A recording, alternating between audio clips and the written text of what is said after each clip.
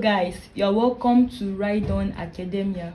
We are still on our series on the adjustment of the final account of a sole trader, and we are looking at the provision. Like I said from our previous video, we're going to be looking at provisions in a separate video. All right, so as you can see on the screen, a provision is a contra account. All right, a contra account created to recognize likely future adverse events, all right, or all unpleasant or unfortunate, like we are preparing for the future, right, associated with current transactions. Okay, so we don't know what may happen. On businesses are full of uncertainties, so we try to make provision for events that may happen in the future. All right, and then this amount is set out of profit. This provision, mostly it is set out of profit realized for the year. Okay, this profit that was realized for the year, so we set an amount out of the profit for the purpose of accommodating these provisions. That is why, like I said, provision in the very first year of its occurrence is treated as an expense, okay, because it is a reduction in profit. All right, so we treat them as an expenses. As you can see, type of provisions, we have provision for the bad debt, provision for discount allowed, provision for depreciation. There are a lot of them anyway, but for the sake of this video, I'll only be looking at those three provisions, okay, and how they are treated. Now you have to note that provisions are like shock absorbers, okay. They are like the shock absorbers in the business, okay. They help to reduce the negative effects of sudden unfavorable circumstance in a business. So in case an activity is going to happen, we don't want it to come to the business as a shock, like the case of bad debt, okay. We don't want it to come to the business as a shock, so we try to make provisions in case it happens. We want to reduce the effect it should have on the business. All right, so this is it. And then provisions are made even before such situations arise. All right, and then it is treated as an expense, like I said, in the current year which it is made. The current year that a provision is made, we treat it as an expense. All right, because it's going to be a reduction in the current year's profit, as you can see. Next, we're going to be looking at the types of provisions. Like I said, we have the first, which is the provision for bad debt. I think this is one of the major provisions that businesses make. All right, we make provisions for bad debt. So we set out an amount from the profit of the business for the sake of providing for debt that may likely be irrecoverable in the future. Okay, this debt may be irrecoverable. In case we may not recover this debt, we don't want it to come to us as a shock, so we try to set out an amount from our profits or from our debtors to term it a provision, okay, in case these debts are not recovered in the future. All right, now the business is aware of the likelihood of the occurrence of these debts, but is unable to accurately predict the rates and the time. Okay, we don't know the amount of debt, bad debt that will occur for the year, and we cannot predict it, all right, like accurately. So all we just do, we just make provisions for it. All right, that's what we do it as a business. Now we're going to be looking at the types of provision for bad debt. Right, provision for bad debt has several types, and those types are treated differently in both the comprehensive income statement and the statement of financial position. In this case of provision, we may be having some provision in just the trial balance. As you can see, the first is the provision for trial balance for bad debt that was given only in the trial balance. So this provision is just in the trial balance, right? It's not an adjusted amount. All right, it's not in the additional information, just in the trial balance.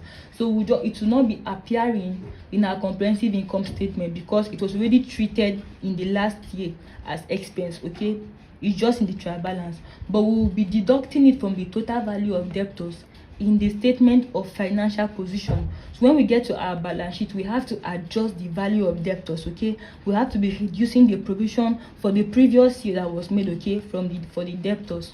All right, and then we have the provision for bad debt that appears only in the additional information. The first appeared only in the trial balance, right? The next one is appearing only in the additional information.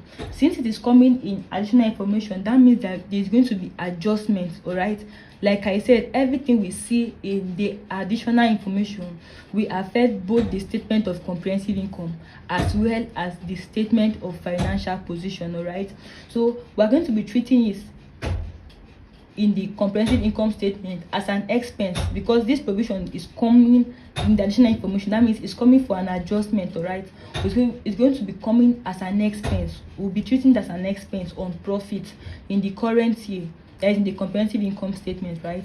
And then we'll still deduct, like we treated in this first place, we'll still deduct it from the total debtors when we get to the balance sheet. All right, now we have in the case where the provision is given already in the trial balance and is still given in the additional information. Now this one is a more technical case. All right, it's a more complex case, meaning the provision was already treated in the trial, but it's already given in the trial balance and still was given again in the additional information. Then we begin to look at the part A and the part B, which is an increase in provision for bad debt. Now the increase in provision, it could be that the provision that was given in the additional information is higher than the one given in the trial balance. That's what we have as an increase. Okay, that means the provision given in the additional information is higher than the provision in the trial balance. So we have an increase in provision. Then we have to treat that increased portion, that is that additional increase. All right, we have to treat the additional increase as an expense, not the total, the new amount. Anyway, we check the additional increase as we treat it as an expense, and then we treat that amount. Now what I'm going to be explaining, this is a bit complicated. Sometimes we have scenarios where we have increase to, the instruction will be saying increase to. Sometimes the instruction will be saying increase by, that is increase the provision for depreciation to. All right, or increase the provision for depreciation by. There are two different things. Okay, if we are saying to increase by, that means we are adding that amount in the additional information to the amount in the trial balance. Okay, we are treating the entire amount in the additional information as an expense. If we have increased by, okay, that means the amount in the additional information, we treat it as an expense. All right, for the year. And then we treat both, that is the additional information as well as the trial balance, the sum total. We reduce it from the total debtors in the statement of financial position.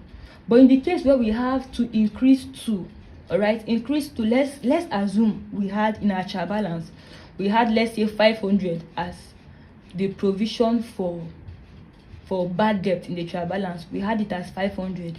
And then we are told in the trial balance that we should increase to 700. Now we're not going to be taking 700 as an expense. The instruction said increase to 700, meaning we are going to be adding 200, right, to 500 to give us 700. That's what it means to increase to. So we'll be treating that extra 200 that came, we'll be treating that extra 200 as the expense. All right, in the first scenario we had increased by, let's say increased by 700, meaning you should just add 700 to 500. That's 1 2, it's a different thing. So we are going to be treating that 700 as the expenses. But in the case where we have increased to 700, that means we are going to be treating 200, which is our increased portion, right, as an expense. Okay, and then when we get to the financial position, you can see the adjusted provision. If it is increased by, it's now a sum total, right, of both what we have in trial balance and what we have in the additional information. We'll be treating it as, okay, you can see the write-up, we'll be treating it as a reduction from our debtors, like we usually do. Be reducing from the debtors. So if it is increased by, that means you are taking the sum total, right, for the trial balance and the additional information, and then deducting from debtors value. But where it is increased to, we are just taking the new amount in the additional information and then reducing it from our debtors value. All right, now the next case we have is where we have a decrease in provision for bad debt. That's the part B. Okay, a decrease in provision for bad debt, that is, in this case we are reducing, not increasing again. Okay, so we can also have decrease to and decrease by, like I just said. Where we have decreased by, it means we are reducing that amount in the additional information from, all right, sorry, we are reducing that amount in the additional information from the one in the trial balance. Okay, so in that case we'll be treating the decreased portion as an income for the current year. All right, if there is a decrease, we treat the decreased portion as an income for the current year. And then when we get to the financial position, we'll be treating the decrease as well as, that is the new value, right? If it is a decrease, that is we are subtracting to get a new value. Decrease by, we are subtracting the entire amount in the additional information. But if it is decreased to, we are subtracting just a portion. Okay, so we'll be treating the new amount, which is the adjusted provision, okay, which could be a subtraction, as you can see. Okay, as well as we'll be treating the new provision as a reduction from our debtors. So we always reduce provision from our debtors in the trial balance. Okay, as you can see. Now the next provision we're going to be looking at is the provision for discounts allowed, which is very similar to what we just saw. Okay, discount allowed, like we said in our cash book, is given to encourage prompt payment, right? It's still an expense on the business. Okay, so the amount set out of profits and used as a cash discount to customers who pay their bills on time. The aim is to increase prompt payment. Okay, now you can see that the same way we treat provision for discount allowed, okay, the same way we treated provision for bad debt is how we treat provision for discount allowed. That is where we have it just in the trial balance, where we have it just in the additional information. If it is an increase, like we have it both in trial balance and the additional information, right? Or if it is a decrease, we treat the same way because they follow the same principle. Okay, and then we reduce from debtors. Now the next example we have is where we have provision for depreciation.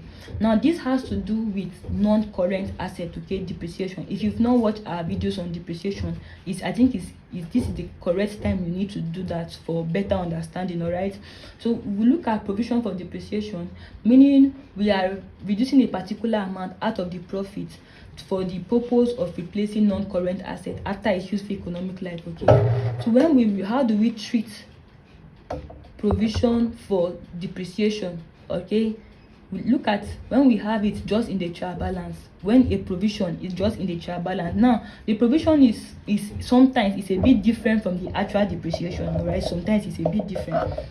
When we have that provision just in the trial balance, we can treat it the same way we treat the accumulated depreciation. They are very similar. Okay, so it means it will not be appearing in the comprehensive income statement. Whatever appears in the trial balance, the provision for depreciation, it means it has been treated as an expenses in the previous year. Okay, so it will not be appearing in the comprehensive income statement, but it will be appearing in the financial position. Here we'll be deducting it from the value of non-current assets, like we saw in our financial position. We'll be deducting it from our non-current asset, okay, to arrive at our net book value.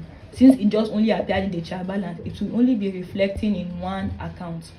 Now the next we have is where we have provision for depreciation given in the additional information. Then we treat it as the current year's depreciation. Okay, in this case it will be treated as an expenses, as you can see, because it came in the trial balance, so it will be affecting the comprehensive income account as an expenses, as well as we'll be deducting this, that is provision for depreciation in the additional information, right? We'll be deducting this from non-current assets, as well as the same way we deduct the provision in the trial balance. We'll be deducting the both of them from the value of the non-current asset, the cost value. Okay, so arrive at our net book value. Then look at the next one we'll be having now. In the case where we have an increase, although it rarely happens anyway, but in the case where we have an increase or a decrease in provision for depreciation, we'll be treating it the same way we treated increase or decrease in provision for the bad debt. All right, so you can see that in the case of increase and decrease, they will be following this same procedure. All right, so that's it for provisions, like I said. So we've come to the end. I think this is what we'll be looking at in this section. Don't forget to like our videos. Don't forget to subscribe to our channel if you haven't. Like our video, share with as many as you can. All right, in our next class we'll be seeing practical examples, so watch out for the next video. Thank you.